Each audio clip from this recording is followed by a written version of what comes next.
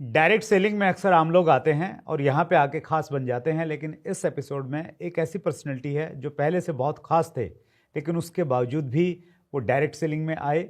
बहुत इंटरेस्टिंग है, फिल्मी कहानी की तरह आपको पूरा लगने वाला है, बशर्ते कि आप लास्ट तक बने रहें।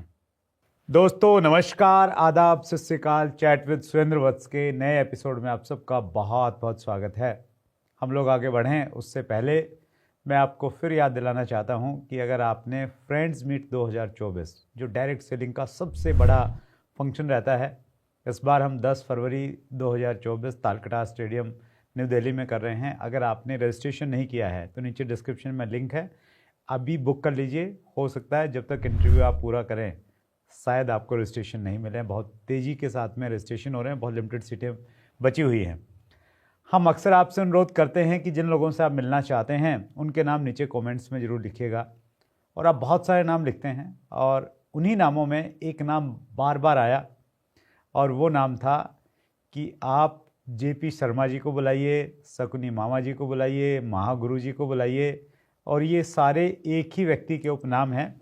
तो आज हम लोग बहुत सौभाग्यशाली हैं कि वही नाम जिसको आपने बार बार रिकमेंड किया आज हमारे मेहमान हैं, मुंबई से पधारे हैं। बहुत बहुत स्वागत है JP Sharma ji. Thank you, धन्यवाद सर। आपका बहुत व्यस्त शेड्यूल था। मसूरी से आप स्पेशली ट्रेनिंग प्रोग्राम को बीच में ब्रेक करके आए हैं, तो इतना सारा समय निकालने के लिए दिल की गहराई से बहुत बहुत धन्यवाद। Thank you sir. और हम आगे बढ़ें उससे पहले कुछ मैं कॉम्प्लीमेंट्स पढ़ना चाहता हूँ। लिस्ट तो बहुत लंबी है, मैंने कुछ छाटे हैं जी। ओपी उर्जा लिखते हैं, originally ethics and true grow. MV Singh Rajput ने लिखा है अब तक का सबसे शानदार इंटरव्यू होगा ये। अनु आर्या ने लिखा है पर्दे के हीरो से नेटवर्क मार्केटिंग सीखने का सुनहरी मौका। रामचंद्र मेहरा ने लिखा है पर्दे के हीरो अब असली जिंदगी में लोगों को हीरो बनाने आ रहे हैं। ओह क्या बात है। सीएमडी दरोगा ने लिखा है सर आवाज के धनी बादशाह हैं। और लास्ट में पढ़ रहा हूं मिस्टर यूनिक अनिल का फिल्म स्टार बने एमएलएम किंग। ओह फैन फॉलोइंग तो आपकी उस समय भी थी जब आप सीरियल्स में काम करते, बॉलीवुड में काम करते थे। फैन फॉलोइंग आपकी डायरेक्ट सेलिंग में भी है, दोनों में क्या अंतर महसूस करते हो?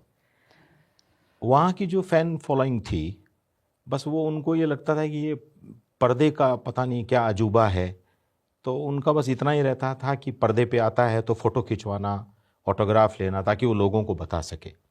और यहाँ की जो फ़ैन फॉलोइंग है वो ओरिजिनल फ़ैन फॉलोइंग है।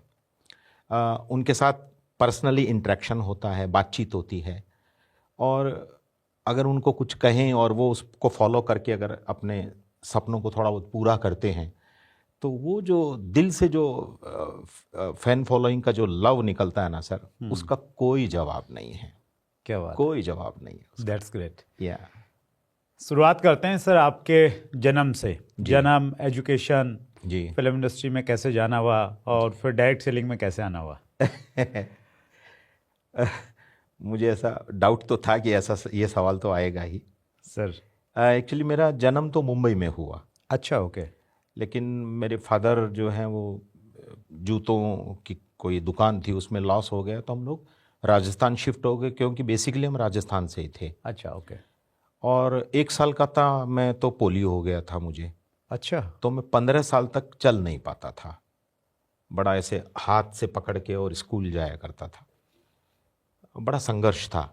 और हमारे अपने पुराने 25-30 साल पहले आप लेंगे तो गाँव में क्या होता था कि 5वीं तक की जो स्कूल्स होती थी उसमें लड़के लड़की साथ में जाते थे जी। और 5वीं के बाद बड़ी स्कूल होती थी जो 6वीं से 12वीं तक होती थी। तो वहाँ पे फिर लड़कों का स्कूल अलग होता था और लड़कियों का स्कूल अलग हो जाता था।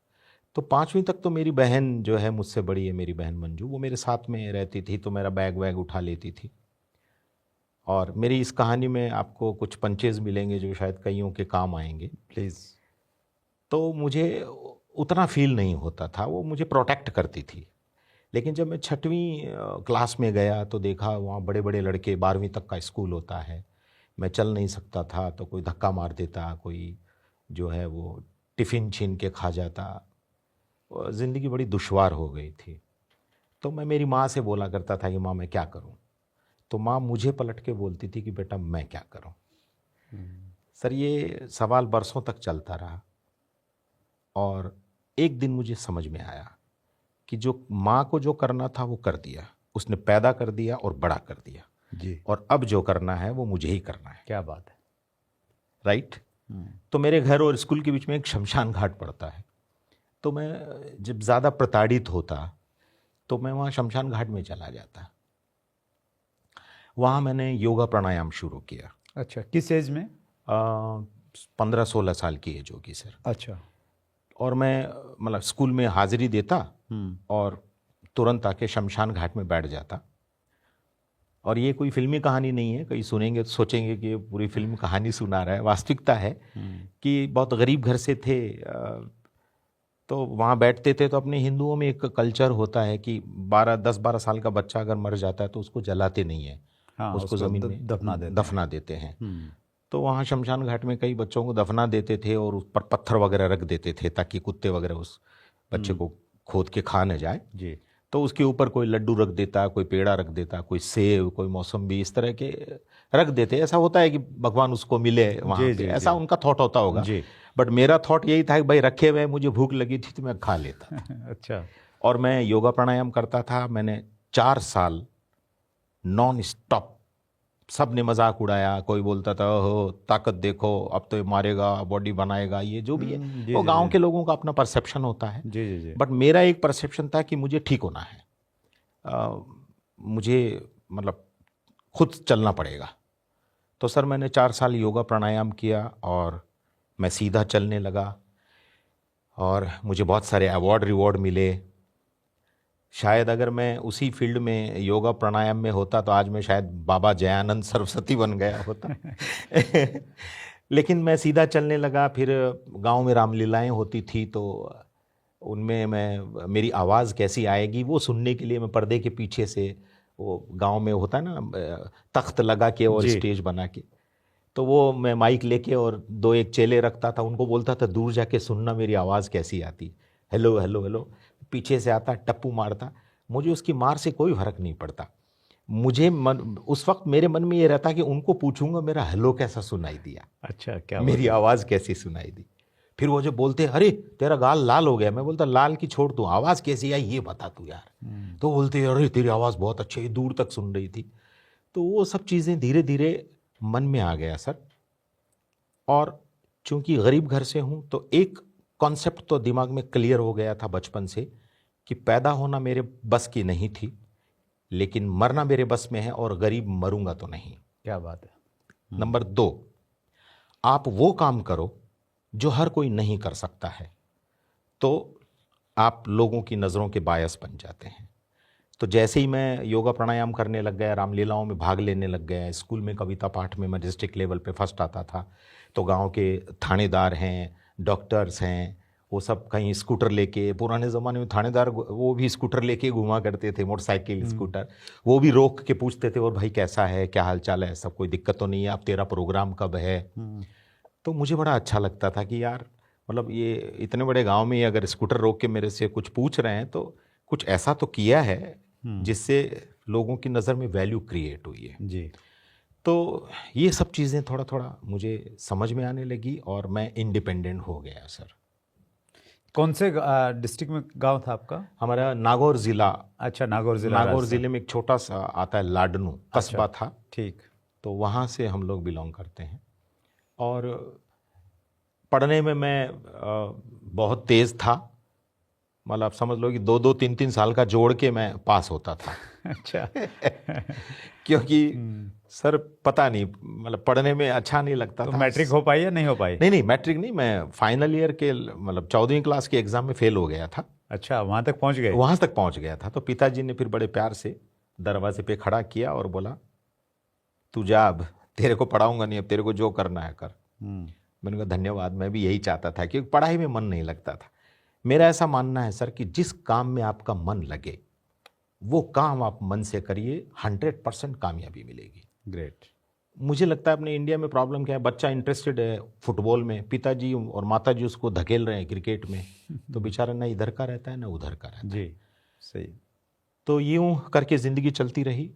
योगा प्राणायाम, कविता पाठ और भाषण, ये सब हमारे गांव में होने लगे। फिर मैंने एक सांस्कृतिक मंच बनाया, अच्छा। अंकुर करके। उसमें हमारे ड्रामाज वगैरह होते थे, तो काफ़ी भीड़ होती थी इकट्ठी, लोग देखते थे।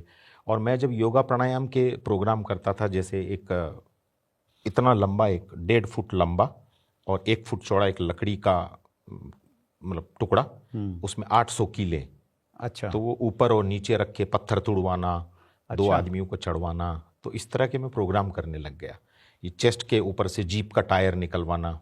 अच्छा, क्या बात है। तो मुझे कभी मतलब प्रोग्राम ख़त्म होते ही कोई 20 रुपया, कोई 50 रुपया, कोई 10 रुपया, तो उस ज़माने में 20, 50, 10 बोले तो जी। मैं सारे बच्चों में जो है वो थोड़ा सा कौन से साल की बात रही होगी? ये बात है 86, 87 की। अच्छा। जी 86, 87 की बात है। ये सब चल रहा था और उसी दौरान एक घटना हो गई। हिंदुस्तान में सबसे पहले माइथो सीरियल आया था रामायण, रामानंद सागर साहब। रामानंद सागर जी, क्या क्रेज था रामायण का। Right sir. गांव की गलियां सुनी हो जाती थी। सुनी हो जाती थी। सर मैंने वहाँ रामानंद सागर साहब को हम सब लोग पापा जी बोलते थे। ऐसे फोटोग्राफ्स देखे कि हम मतलब जीवन में कल्पना नहीं कर सकते। इतनी भीड़ लाखों की, लंदन की सड़कों पे, न्यूयॉर्क की सड़कों पे, उतना क्रेज था रामायण का। फिर रामायण के बाद आया महाभारत, B.R. चोपड़ा साहब जी। उसका भी उतना ही क्रेज हाँ था। उसका भी था। यस, जी। उसके जो डायलॉग थे, क्या बात है। कमाल, कमाल। अगर वो डायलॉग्स को भी लोग अपनी ज़िंदगी में अपना ले सर, तो बहुत सारी परेशानियां दूर हो जाए। Very true. Right sir. तो महाभारत में गूफी पेंटल आए एज ए शकुनी। हाँ। राइट। तो मुझे मेरे गांव के लोगों ने कहा, मेरे साथी लोगों ने कहा, भाई तू भी तो ऐसे ही चलता है यार, तू भी शकुनी बन सकता है। अच्छा। और मैं तो वैसे भी कुछ तलाश में तो था ही मैं, तो सर मैं आ गया मुंबई। अच्छा, ये सोच के कि कुछ ना कुछ करना मुझे है, हाँ मुझे फिल्मों फिल्म में लाइन काम में कुछ है, करना सीरियल में है, करना है। और शकुनी का कभी किरदार आएगा तो वो तो मैं निभाऊंगा।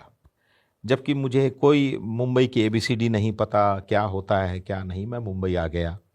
मैंने कालबा देवी में जॉब की, 500 रुपये पर मंथ पे। ये बात बता रहा हूँ मैं 1988 की। अच्छा। फिर मेरी समझ में फिल्म लाइन में जाने के 3 तरीके हैं, ये मेरा अपना ओपिनियन है जी। या तो आपके पास भरपूर पैसा हो, करोड़ों रुपया हो, और आप तैयार हैं कि वो 20, 25, 50 करोड़ फूंक जाएगा तो भी टेंशन नहीं है, तो अपनी फिल्म बना लीजिए और अपनी खुजली मिटा लीजिए। चले तो अच्छा, और नहीं चले तो भूल जाइए। ठीक। दूसरा, आपकी किस्मत बहुत तगड़ी हो, एकदम बुलंद, ज्योतिषी ने बता रखा है कामयाब हो जाओगे, चले जाओ। चले जाओ।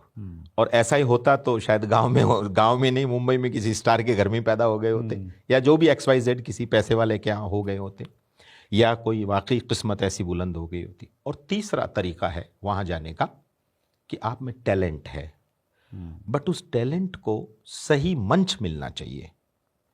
तो मैंने सुन रखा था पृथ्वी थिएटर, शशि कपूर जी ने अपने पिताजी की याद में, पृथ्वीराज कपूर की याद में एक पृथ्वी थिएटर बनवाया जी। जुहू तारा रोड पे। वहाँ हिंदी नाटकें होती है और वो फिल्म के अंदाज में होती है। शोज़ होते हैं, 6 से 9 का शो होगा, 9 से 12 का शो होगा। वहाँ डायरेक्टर्स लोग, बड़े बड़े प्रोड्यूसर्स लोग आते हैं वो नाटकें देखने के लिए। लाइव होता है, नो प्रॉम्प्टिंग, नथिंग एल्स। अच्छा। आपको लगेगा मैं जीवंत फिल्म देख रहा हूँ। तो वहाँ पे रीटेक की गुंजाइश नहीं होती, आपको पूरा 2.5 घंटे का नाटक कंठस्थ याद करना पड़ता है।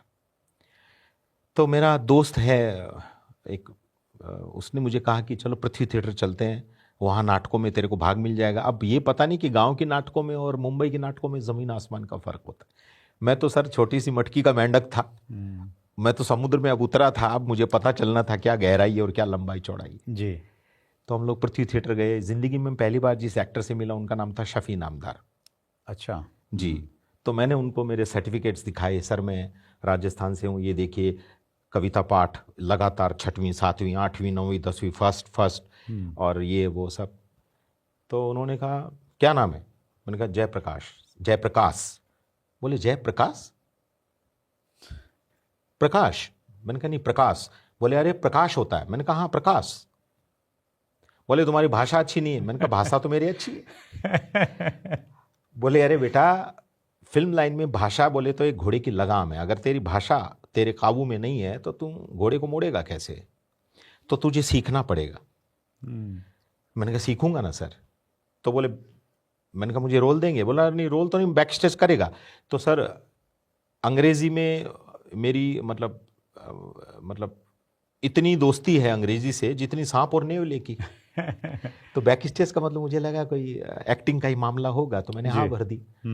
तो जब बैक स्टेज किया तो पता चला एक्टर लोगों के लिए ड्रेस तैयार करना, अच्छा, नाश्ता तैयार करना, चाय लेके आना, सब बैक स्टेज जैसा, उसके लिए बड़ा अच्छा फैंसी सा वर्ड है। यस, आपको पीछे पूरी तैयारी करनी है ताकि स्टेज पे जो एक्टर हैं उनका जब सीन बदले और उनको जब कुछ भी ज़रूरत हो तो वो एक एक मार्क किया हुआ रहता है कि यहाँ ये रहेगी, यहाँ कप रहेगा, यहाँ पेन रहेगा, यहाँ पेपर रहेगा, यहाँ ये कपड़ा रहेगा, इसके बाद ये कपड़ा रहेगा, एक एक चीज़ परफेक्ट होती। तो मैंने सोचा यार ये तो गड़बड़ हो गई, कहाँ बड़े एक्टर बनने आए थे और कहाँ बैक स्टेज में चले गए, लेकिन कोई रास्ता नहीं था सर। फिर एक मैसेज है, अगर ज़िंदगी में कामयाब होना है तो ये जो बैक गियर नाम की चीज़ है ना, इसको उखाड़ के फेंकना पड़ेगा। मैं हमेशा बोलता हूँ या तो गाड़ी आगे ले जाओ, या तो ठुकेगी और नहीं तो निकलेगी, और अगर दम है ठोकने का ना तो दीवार तोड़ के फिर आगे निकलेगी, लेकिन पीछे मत जाओ, पीछे कोई ऑप्शन नहीं है सर। जहाज़ों को जला दो, जला दो। तो सर मैंने फिर बड़ी शिद्दत से काम किया वो, और मैं लोगों से मिलता रहा, वहाँ कई एक्टर्स आते थे, मिलता था उनसे।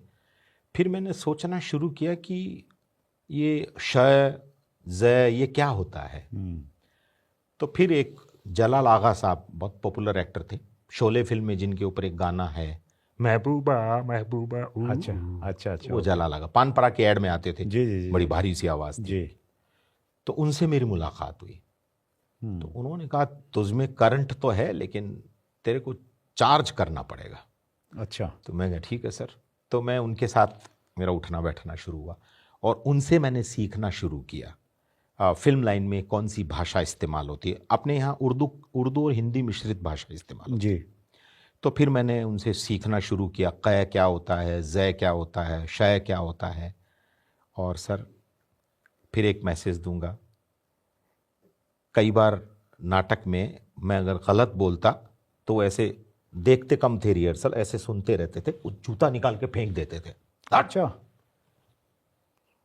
क्या होता है? कब्जा होता है। कब्जा कब्जा क्या कब्जा? मैं सोचता अब सब हंसते मुझ पे। लेकिन सर ये बात है 91 की। सन 2001 में डिस्कवरी चैनल के लिए हिंदी का वॉइस ओवर का टेस्ट हुआ और मैं ऑल ओवर इंडिया में टॉप पे आया। क्या बात है, क्या बात है, वंडरफुल। मुझे उन्होंने पूछा, जिन्होंने मेरा इंटरव्यू लिया हिंदी के लिए, मुझसे कुछ स्क्रिप्ट पढ़वाई, बोला ये कहाँ से सीखा?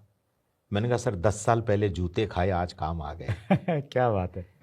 तो एक मैसेज है सुरेंद्र सर कि आज के अगर हम किसी को कुछ बोल दें तो जूते तो छोड़ो सर, खाली हाथ भी दिखा दें तो वो बात करना बंद कर देते हैं, भाग जाता है। यस। और ख़ासकर नेटवर्क मार्केटिंग में वो तो दूसरी कंपनी पकड़ लेता है। हाँ, जबकि मेरा ऐसा मानना है कि आपका सीखना बंद नहीं होना चाहिए और आपका दिल से सीखा हुआ कहीं न कहीं काम आता है सर, चाहे वो 10 साल बाद भी काम क्यों ना आए, लेकिन तब भी आपकी ज़िंदगी तो बदलती है, जैसे आज मेरी बदली सर। जो अभी सीखने की बात कही है सर, एक दो चीज़ें सिखाइए, मुझे भी सिखाइए और व्यूअर्स को भी सिखाइए। हमारे यहाँ पे है ना जी, उच्चारण को लेके बड़े इश्यूज होते हैं जी हिंदी हम इतने दिन से बोल रहे हैं लेकिन फिर भी शुद्ध हिंदी हम लोग नहीं बोल पाते हैं। जी जी तो श में फ़र्क रहता ही है। जी कोई उसके लिए टिप्स है? एक तो प्रैक्टिस तो हो ही गई, उसके अलावा कुछ क्या टिप्स है उसके लिए? जी है ना, जैसे जो एक श होता है गांठ वाला, एक तो स नॉर्मल होता है, एक तो स हो गया, उसको हम बोलते थे रे वाला स। रे वाला स। एक होता है गांठ वाला श, हाँ, उसको दुए वाला स बोलते थे। दुए वाला श। तो एक षटकोण वाला स। हाँ, तो वो जो दुए वाला है ना वो श होता है। श। हाँ, ये सही बोला। श। तो अब जब भी हम बोलें या इसको इंग्लिश में देखेंगे तो SH, हाँ, ऐसे वो श होता है। हाँ, बस।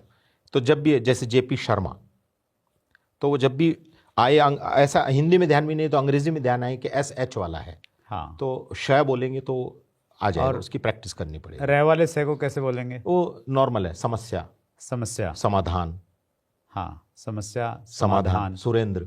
सुरेंद्र शर्मा। हाँ, yes yes, perfect sir, perfect, क्या बात है। और षटकोण वाला जो स होता है सर, उसका मिश्रित उच्चारण रहता है, जैसे अच्छा। षड्यंत्र। षड्यंत्र। हाँ, जैसे आधा श और आधा स, हाँ हाँ इसको तालव्य श भी बोलते हैं। हाँ। तो उसका मिश्रित उच्चारण रहता है। जैसे इसको बोलेंगे, स्पेसिफाई करेंगे शर्मा, और उसको बोलेंगे षड्यंत्र। तो आधा श उच्चारण और आधा स। तो इसके लिए जो आपको प्रैक्टिस करवाते थे तो कैसे करवाते हैं नाटक में, मतलब उच्चारण के लिए क्या रहता है? हिंदी की नाटक रहती हैं, उन नाटकों में लाइनें होती हैं, तो वो लाइनें पढ़वाते हैं। अच्छा। जैसे ओ सूर्य प्रकाश मैं जल रही हूँ, तुम मुझे चौथे पीरियड के बाद खिड़की के नीचे मिलना जब मैं किसी समस्या से ग्रस्त रहूं। तो इस तरह के वो शब्दों का उच्चारण रहता है, तो वो पढ़वाते हैं। तो फिर वो डायरेक्टर टोकता है ना, श बोलो, तो आ जाता है सर, करत करत अभ्यास जड़मत होत सुजान। ग्रेट जी। तो जूते खा के आप डिस्कवरी में आप वॉइस आर्टिस्ट बन गए। ठीक है। फिर जो ये रोल मिला आपको सुकुनी मामा का, ये कब मिला? तो जैसे नेटवर्क मार्केटिंग में, माफी चाहूंगा बट है, अपने यहाँ पे भी कई चीटर लोग होते हैं, कई बेईमान होते हैं। अरे खुल के बोलिए ना, चीटर ही भरे पड़े हैं यहाँ तो। Thank you. वो ज्यादा हैं, बहुत ज्यादा है सर, बहुत बेईमान, बहुत चीटर लोग सपने दिखाएंगे और उनको शर्म भी नहीं आती कि वो सपनों को तोड़ देते हैं, उनके जो बेचारे वास्तव में जेन्युइनली सपने देख रहे हैं। खैर, तो फिल्म लाइन में भी ऐसे होते हैं सर, और फिल्म लाइन में नेटवर्क मार्केटिंग से भी भयंकर होते हैं। तो वहाँ एक बंदा मुझे मिला, बोला एक सीरियल का शूटिंग है, मेरे पास रहने की प्रॉब्लम, खाने पीने की प्रॉब्लम, क्योंकि पिताजी ने कहा इधर आना नहीं। मैंने कहा ठीक है भाई। गली मोहल्ले वाले बोले, बड़ा मजाक उड़ाए। जब मैं पता चला जा रहा हूँ तो लोग बोले देखो ये ढंग से चल नहीं सकता, एक्टर हीरो बनने गया है। गाँव में एक ही कॉन्सेप्ट होता है हीरो का जी। बोला, और खूब मजाक उड़ाए। तो फिर एक मैसेज है सर, जब मजाक उड़ाया तो मैं समझ तो गया कि ये काम मैं ऐसा करने जा रहा हूँ जो इन लोगों के बस का नहीं है, इसलिए मजाक उड़ा सकते हैं और कुछ नहीं कर सकते। क्या बात है। और मैं धन्यवाद दूंगा उन लोगों का जिन्होंने मेरा मजाक उड़ाया, और उस मजाक की बदौलत मैं वहां तक सीरियसली गया, क्योंकि मुझे था कि इनको जवाब तो मिलना चाहिए। यस। तो मुझे वो बंदा, मैं स्ट्रगल कर रहा था मुंबई में। मैं एक और आपको जानकारी देता हूँ, हमारे व्यूवर्स को भी, आपके व्यूवर्स को भी जानकारी मिलेगी कि मुंबई हिंदुस्तान का एकमात्र ऐसा शहर है जहाँ पे कोई भी कल्चरल एक्टिविटीज़ करने के लिए आपको अगर टिकट सेल कर रहे हैं तो उसमें पुलिस कमिश्नर परमिशन, संबंधित थाने की परमिशन, बीएमसी की परमिशन, ये सब की परमिशन लगती है। अच्छा। ऐसे आप कोई प्रोग्राम कर नहीं सकते, वो हॉल देते ही नहीं हैं जी। तो मैं कई कंपनियों के लाइसेंस बनवाने लग गया। अच्छा। क्योंकि पैसों की दिक्कत थी कुछ न कुछ। तो मैं ये बात बता रहा हूँ आपको, 1991 से लेकर 95 तक। अच्छा। तो मैं कई ग्रुप थे, जैसे अलग अलग ग्रुप थे, तो उनका 100 रुपया लेता था मैं, और उनको कमिश्नर के ऑफिस में, क्योंकि मैं तो निकम्मा बैठा रहता था, कोई काम था नहीं, वहाँ सारा दिन लगता था। कमिश्नर ऑफिस में लाइन लगी हुई है, और जिनको फास्ट होता था भाई जाना है, तो मैं बोलता ला मैं करवा दूंगा भाई, 100 रुपया दे देना मुझे। तो यूं करके मेरा 500-700 में गुजारा हो जाता था। कोई आदत ऐसी थी नहीं जी कि अपने को कोई एक्स्ट्रा चीज़ों की ज़रूरत है, अपना 2 टाइम का खाना मिल जाए बहुत है। तो वो करवाते करवाते मैं जाने लग गया, और उसी दौरान कई लोगों से मुलाकात हुई। तो एक बंदे ने कहा आनंद में शूटिंग चल रही है। अच्छा। आनंद, ऐसे आप मैं बता दूं तो अमूल डेयरी, हाँ, गुजरात में है। गुजरात में जी। आनंद और बड़ौदा 50 किलोमीटर की दूरी पे है। ठीक।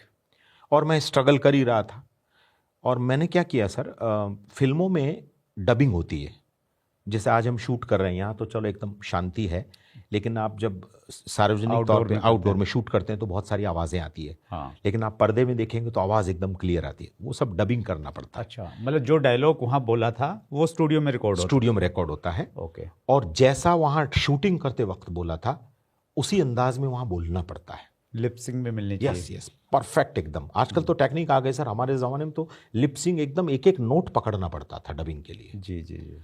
तो मैं श्री कृष्ण सीरियल में एक वासुदेव का रोल करते थे, सुनील पांडे जी। वो मुझे बुलाते थे क्राउड के लिए, जैसे सीन चल रहा है, नेता जा रहा है सड़क पे, तो लोग नारे लगा रहे नेताजी, सब क्राउड चिल्ला रहा है जिंदाबाद जिंदाबाद। मैं उसमें शामिल हो गया। सारा दिन चिल्लाने का 100 रुपया मिलता था। अच्छा। और दोपहर को खाना मिल जाता था। तो मैं नोट करता था सर, मेरे जैसे 10-12 लोग हैं चिल्लाने वाले, तो मैं कई बार नोट करता मेरे बगल वाला खाली ऐसे ही चिल्ला रहा है।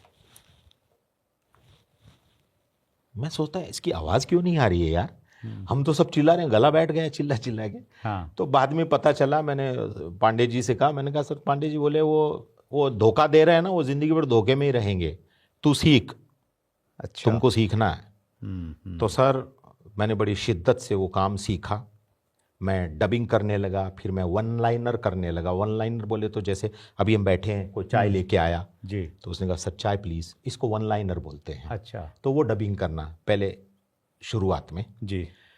फिर मैं बड़े बड़े डायलॉग्स की डबिंग करने लग गया, फिर मैं अमरीश पुरी साहब की कॉपी करने लग गया। अच्छा, क्या बात है। फिर मैं बच्चन साहब की कॉपी करने लग गया, और मैंने गदर, चांदनी बार, चाइना गेट, इसके अलावा सरफरोश, इस तरह की कई फिल्मों के, मैंने बागबान, कई फिल्मों के डबिंग के कॉन्ट्रैक्ट लिए, और मैं अच्छे लेवल पे काम कर। डबिंग मतलब इसको मैं यूँ समझूं सर कि जैसे आउटडोर में कोई शूट हुआ, जी। अमिताभ बच्चन ने कोई डायलॉग बोला जी।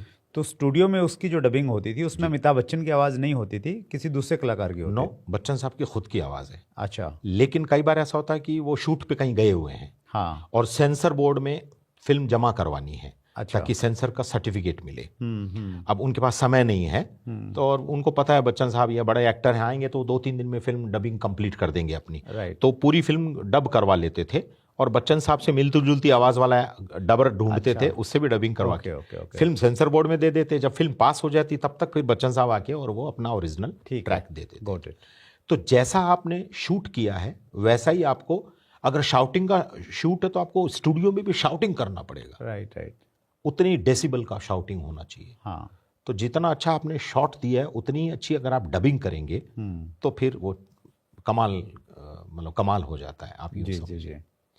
तो बस फिर पांडे जी बोलते, मैं बोलता था भैया बड़ा तकलीफ में रहता हूँ, तो पांडे जी ने मुझे बताया कि रामानंद सागर साहब की शूटिंग चल रही है बड़ौदा, तो वहाँ 8-10 एक्टर हैं, तो वो कोई एक्टर कभी मंत्री बन जाता है, कोई साधु बन जाता है, तो तू थिएटर वाला है तो तुझे भी मैं पापा जी से बात करके और वहाँ रूम में दिलवा दूंगा, और तेरे को 200 रुपया पर डे दे देंगे। तो मेरा तुरंत कैलकुलेशन किया, 200 रुपये पर डे यानी 6,000 रुपया महीना। क्या? मैंने कहा बिल्कुल भैया। बोले खाना वाना नाश्ता वाश्ता सब वहीं मिलता है। तो मैं उसके लिए तैयार हो गया। तो बोले मैं बात करूंगा शूटिंग में जाऊंगा तो। अच्छा। और उसी दौरान मैं आणंद चला गया। आणंद मुझे जो लेके गया था वो बोला मेन विलन है वो। सर आणंद शूटिंग शुरू हो गई। अब मेरा वहाँ मन नहीं लगता था क्योंकि मैं दिन भर बोर होता था। तो मैंने डायरेक्टर से कहा कि सर मैं शूटिंग जहाँ आप करते हैं मैं वहाँ आ जाऊँगा, मुझे सीखने को मिलेगा, और मैं थिएटर वाला हूँ तो मैं प्रॉम्प्टिंग कर दिया करूँगा। तो डायरेक्टर को आइडिया पसंद आया। अब मैं उनके साथ जाने लगा तो मैं, किसी को याद नहीं होता, और मैं चूंकि नाटकों से था, 2.5 घंटे का नाटक कंठस्थ याद करना पड़ता था, तो एक एक 2-2 लाइनें मेरे लिए तो मूंगफली के छिलके की तरह थी। तो मैं उनको गाइड कर देता, तो डायरेक्टर बड़ा खुश हुआ। उन्होंने एक दिन मुझे पूछा कि तू आया क्यों है, तू कर क्या रहा है? मैंने कहा सर मैं मेन विलन का रोल कर रहा हूँ। बोले अच्छा मेन विलन, क्या नाम है कैरेक्टर का? मैंने कहा शिंदे। तो ज़ोर ज़ोर से हंसने लगे पागलों की तरह। मैं टेंशन में आ गया। मैंने कहा सर आप हंस क्यों रहे? बोला अरे शिंदे प्रिंसिपल का चपरासी है, और वो कल लास्ट दिन है शूटिंग का, कल वो एक ट्रे में पानी लेके आएगा और प्रिंसिपल साहब को देगा। प्रिंसिपल साहब है गुस्से में, वो ग्लास उठाएंगे और दीवार पे खींच के मारेंगे और तू डर के निकल जाएगा, बस यही सीन है। अरे बाप रे, मैंने कहा ये क्या हो गया है? जैसे होता है सर नेटवर्क मार्केटिंग में, लोग बड़े सपने देख के आते, पता चला उसको पेमेंट दिया था, वो पेमेंट ही गायब हो गया जी।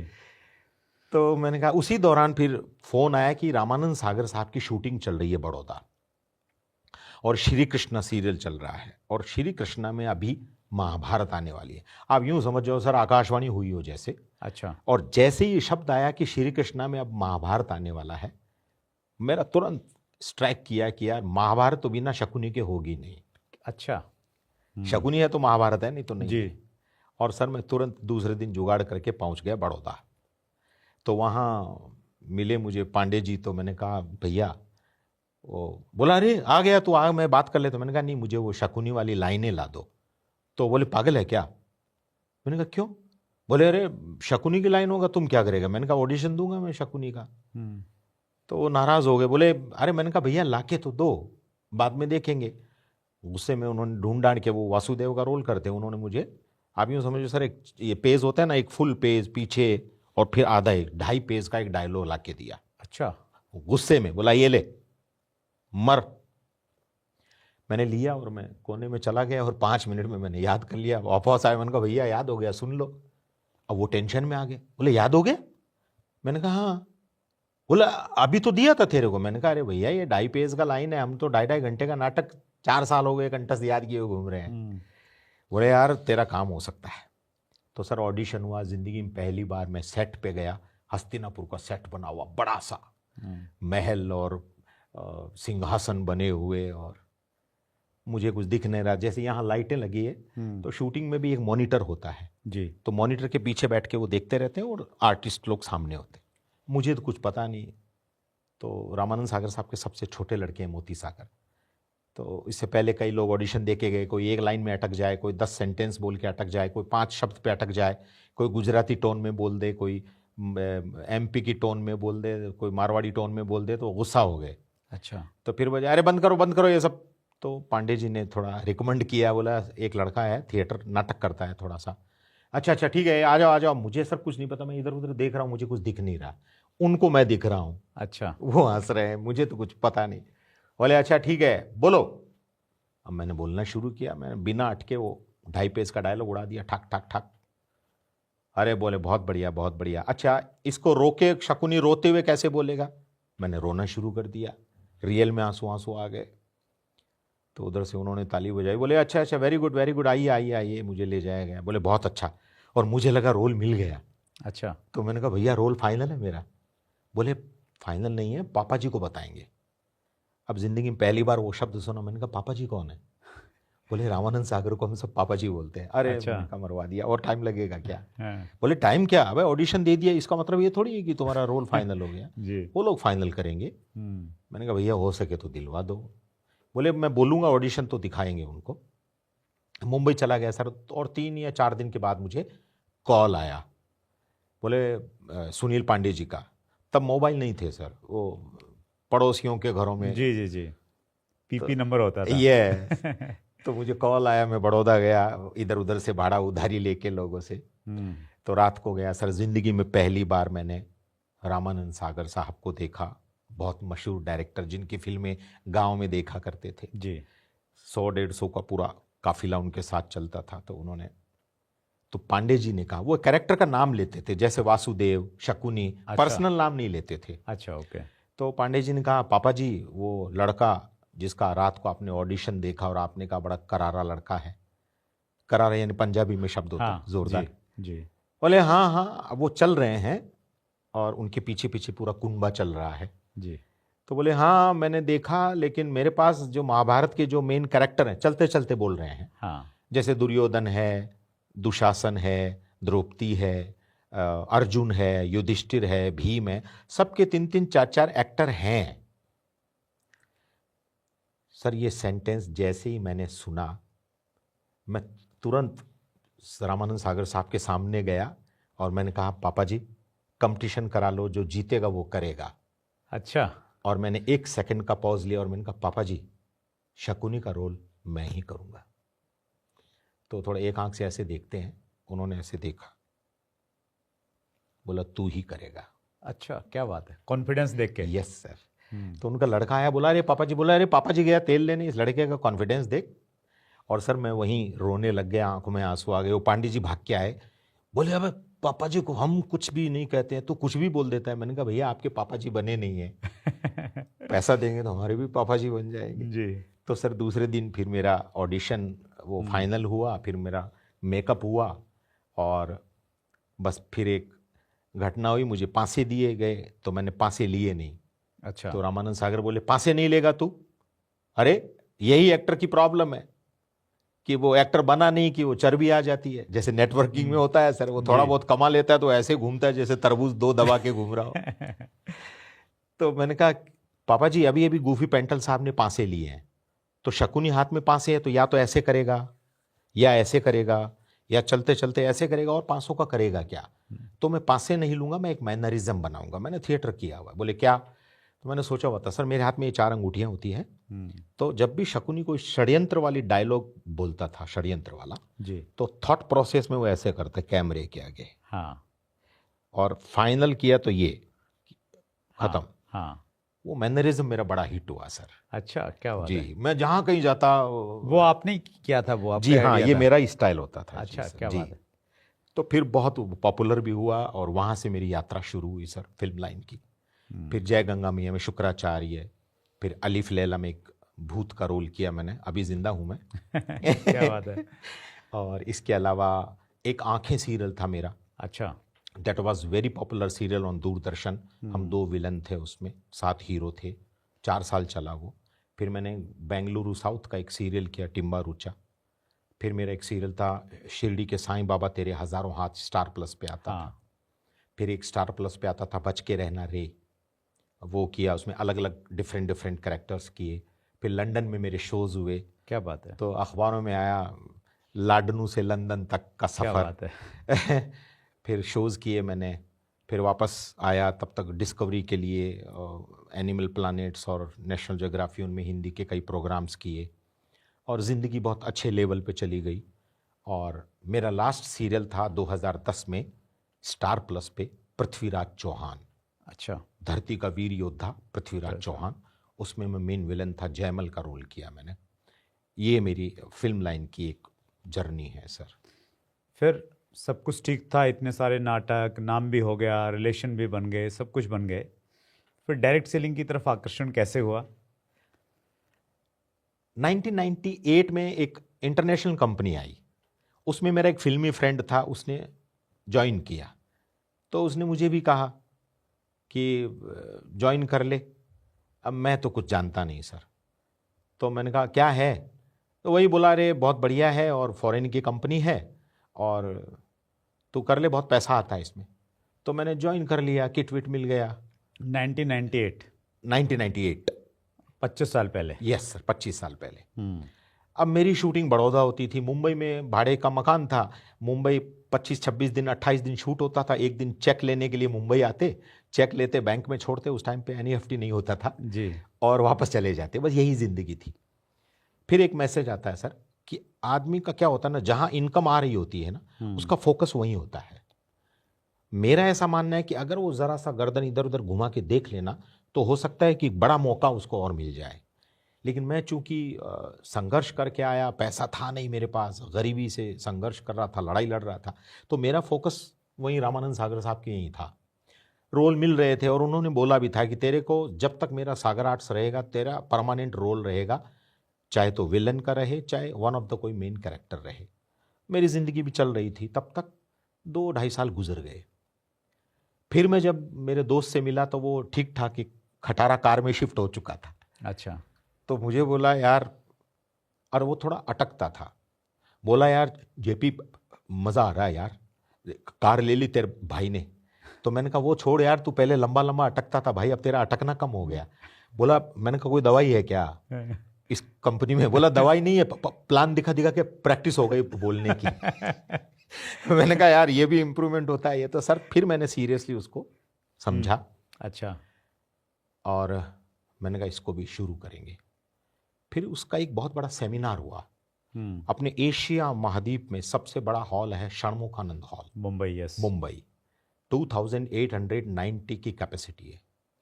और हाँ, मैं थोड़ा सा जी अपनी भी, क्या बोलेंगे उसको, जी जी, अपनी भी तारीफों के पुल बांध लेता हूँ। Please sir. सन्मुखानंद में मेरा पीछे एक बार सेमिनार हुआ था, 3 सेशन में लगातार, ओह। एक ही दिन में। Oh super. मॉर्निंग, फिर ग्रीन रूम में चले जाओ, फिर आफ्टरनून, फिर इवनिंग, 3 सेशन, और one of the best auditorium है। नो डाउट सर, नो जी, डाउट। प्लीज़। तो वहाँ मैं, उसने ज़बरदस्ती जिद करके बोला अबे सुन तो सही चल। तो वहाँ कोई अमेरिका से सरदार जी आए हुए थे।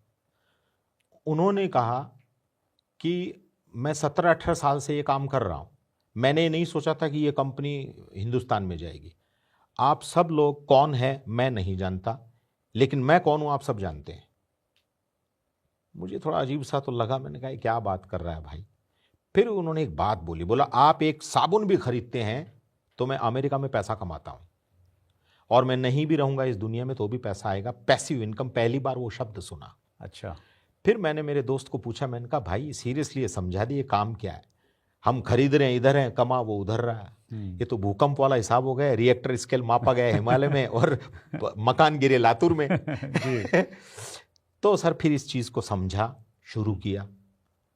फिर मेरी शूटिंग निकल आई, फिर मेरा बेंगलुरु का शूट निकल आया, डबिंग में व्यस्तता हो गई, मैं फिर कर नहीं पाया। अच्छा। फिर तीसरी बार मैंने फिर वही अटेम्प्ट किया। तीसरी बार कब किया? तीसरी बार मतलब 2-2, 2.5-2.5, 3-3 साल के बाद, के गैप क्योंकि में। खरीदारी करते नहीं थे तो वो आईडी बंद हो जाती थी, टर्मिनेट हो जाती थी। जी जी जी। तो तीसरी बार जब मैं करने गया तो मेरी एक आंखें सीरियल में मेरी एक बॉडीगार्ड बनती थी, मैं उसको साथ में लेके गया था और मैं बोल वचन दे के ले गया। मैंने कहा देख बेटा, इधर का कोई भरोसा नहीं है, इधर जिधर हम काम करेंगे ना इसमें पैसिव इनकम आएगी। अच्छा। वही एक सेंटेंस समझ में आया। हाँ। अब कई बार जो है ना, ये मेरा एक पोस्चर है सर कि एक से बढ़कर एक आइटम है इस दुनिया में, तो कई बार आपको आपसे बड़ा वाला मिलता है। जी। तो वो प्लानिंग करके गई थी मेरे लिए। तो अच्छा। फिर अब वहाँ गए तो वहाँ बड़ा सॉफ्ट स्पोकन और हाँ, आप जैसे डिसेंट लोग, पॉजिटिव एकदम माहौल एकदम। जी। तो वो मुझे बोली अच्छा है, लेकिन एक कंपनी और है, मैंने भी वो देखी हुई, चल वहाँ पे भी चलते हैं। अच्छा। मैंने कहा चलो। तो वहाँ गए तो बड़ी भीड़ लगी हुई, और मैं चूंकि टेलीविजन पे मेरे 2-2 सीरियल टेलीकास्ट थे तो सब लोग देख के टूट पड़े मुझ पे। और कुछ इतने, अपने इंडिया में कुछ इतने प्यारे लोग होते हैं कि वो गाली गलौज पे भी उतर आते हैं जब कोई सेलिब्रिटी को देखते हैं, और मैं विलन के रोल करता था तो देशद्रोही कुत्ते। जी। तो मैंने कहा भाई मैंने तो सुना इधर बहुत पैसा है तो मैं आया हूँ। बाइनरी प्लान था, तब ये समझ में आया कि बाइनरी क्या होता है, जनरेशन नई क्रम मालूम चली। नया क्रम मालूम चला। तो फिर उस कंपनी में मैंने फास्ट इनकम है ये सोच के उस कंपनी में काम शुरू किया। शूटिंग भी करता रहा, काम भी करता रहा। डायरेक्टर ऑब्जेक्शन उठाता था तो मैंने कहा डायरेक्टर की ही आईडी लगा दो। अच्छा, ठीक है। तो डायरेक्टर साहब चिल्लाते कहाँ गए थे जेपी, तो मैं कहता अरे सर आएगा आपको, आप ही का जुगाड़ करने गया। ठीक है। तो फिर सर 2010 में मैंने फिल्म लाइन कंप्लीटली क्विट कर दी। क्यों? क्योंकि नेटवर्क मार्केटिंग में मुझे पता नहीं क्यों मुझे एक अजीब सा एक लगाव हो गया था, मज़ा आने लग गया था, पहचान बन रही थी, और मतलब वो दिल को छू गया सर। तो 2010 के बाद मैं कई कंपनियों के प्रोग्राम होस्ट करने लग गया, एंकरिंग करने लग गया। अच्छा, डायरेक्ट सेलिंग में? जी, डायरेक्ट सेलिंग में। ओके। हालांकि मुझे ब्याह शादी वगैरह के भी लिए बुलावा आता था, मैं कहता भाई वो सब नहीं, हमारा वो जोश वाला है एकदम, बारूद भरो और दाग दो हिसाब। हाँ। सामने वाले का एकदम लगना चाहिए कि ये सब। तो वो करते करते, और फिर नेटवर्क मार्केटिंग में अब मेरे फिल्म लाइन वाले बोलते हैं मुझे, कई मेरे मित्र आज बहुत अच्छी पोजीशन पे हैं, कोई अच्छा डायरेक्टर है, कोई अच्छा एक्टर है, सेट है, वो बोलते भी हैं मुझे कि आ जा यार, तू कहाँ चला गया, तू ये फिल्मी लाइन की तारीफ है सर, इतना तू हरामी दिखता था और इतना तेरी आवाज़ में इतना हरामीपन। ये तारीफ होती है फिल्म लाइन। मैं कहता भाई ठीक है, अभी मुझे यहाँ पता नहीं क्यों मज़ा आ रहा है। और 10 के बाद में सर मैंने क्विट कर दिया। वही बात कि जिसमें मज़ा आए वो काम करो तो ज़्यादा अच्छा है। तो 2010 से आप डायरेक्ट सेलिंग का हिस्सा हैं। जी। चलिए, ये इंटरव्यू में हमने बहुत डिटेल में आपकी डायरेक्ट सेलिंग से पहले की कहानी हमने सुनी शर्मा जी। अगले एपिसोड में हम लोग बातचीत करेंगे आपकी डायरेक्ट सेलिंग की जर्नी की, वो कैसी रही, उससे लोगों को क्या सीखने को मिलता है। बहुत इंटरेस्टिंग है। मतलब हमारे इंटरव्यू बहुत छोटे छोटे होते हैं, लेकिन ये इंटरव्यू मैंने अभी देखा घड़ी की तरफ में बहुत लंबा चला गया, लेकिन मैंने बहुत इन्जॉय किया, आप सब ने भी बहुत इन्जॉय किया होगा। इस इंटरव्यू में तो हमने आपकी फिल्मी दुनिया की कहानी ली है। अगले में हम लोग बातचीत करेंगे कि डायरेक्ट सेलिंग में आपने सीरियसली स्टार्ट करने के बाद में क्या क्या किया, क्या क्या झंडे गाड़े हैं। और मेरे बहुत सारे प्रश्न हैं, व्यूअर्स के बहुत सारे प्रश्न हैं, वो हम लोग लेंगे। एक बार फिर दिल की गहराई से सभी व्यूअर्स की तरफ से बहुत बहुत धन्यवाद। धन्यवाद sir, thank you. Thank you, thank you, thank you. So ये थे जेपी शर्मा, जाना पहचाना नाम, बॉलीवुड में बहुत सारे सीरियल किए और अभी डायरेक्ट सेलिंग का बहुत बड़ा नाम है। और इस प्रकार के तमाम बड़े लोगों से अगर आपको मिलना है तो एक और मौका है आपके पास में, और वो मौका है फ्रेंड्स मीट 2024, 10 फरवरी 2023 दिल्ली तालकटोरा स्टेडियम में। सभी दिग्गज इकट्ठा होते हैं साल में एक बार। अगर आपने रजिस्ट्रेशन नहीं करवाया है तो नीचे डिस्क्रिप्शन में लिंक है, जाइए, रजिस्ट्रेशन करवाइए और बड़े विज़न के साथ में डायरेक्ट सेलिंग को शुरू कीजिए। अगले मंगलवार को रात्रि 8 बजे फिर एक बड़ी शख्सियत से मुलाकात होगी। अपना ख्याल रखिएगा। बहुत बहुत धन्यवाद।